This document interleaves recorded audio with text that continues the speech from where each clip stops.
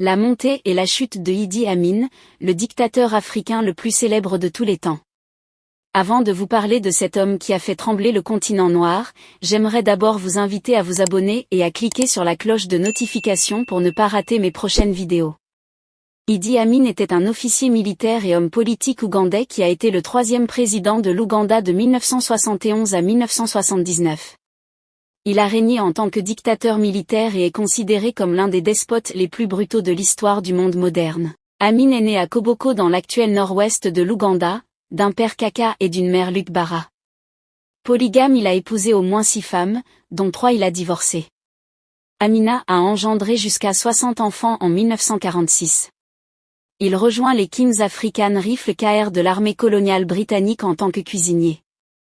Il a atteint le grade de lieutenant prenant part aux actions britanniques contre les rebelles somaliens, puis au soulèvement des Momo au Kenya.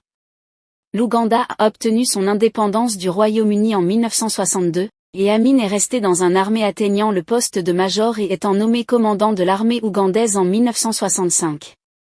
Il a appris que le président ougandais Milton Obote prévoyait de l'arrêter pour détournement de l'armée. Il a donc lancé le coup d'État ougandais de 1971 et se déclare président.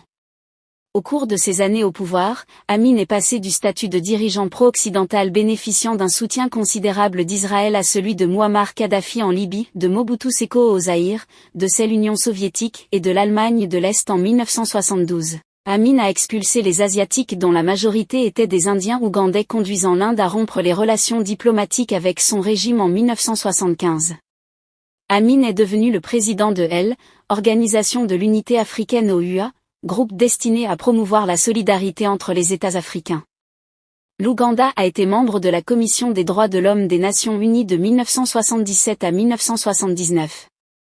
Le Royaume-Uni a rompu les relations diplomatiques avec l'Ouganda en 1977 et Amin a déclaré qu'il avait vaincu les Britanniques. Au fur et à mesure que le règne d'Amin progressait jusqu'à la fin des années 1970, il y a eu une augmentation des troubles contre sa persécution de certains groupes ethniques et dirigeants politiques, ainsi que la très mauvaise réputation internationale de l'Ouganda en raison du soutien d'Amin aux pirates de l'ère terroriste, lors de l'opération Antenne.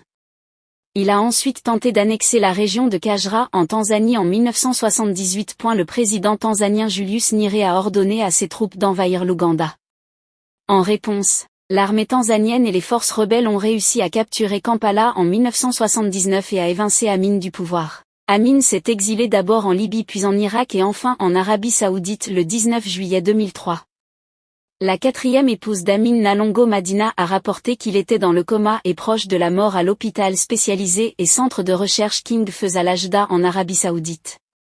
En raison d'une insuffisance rénale, elle a supplié le président ougandais Yoweri Museveni de lui permettre de retourner en Ouganda pour le reste de sa vie.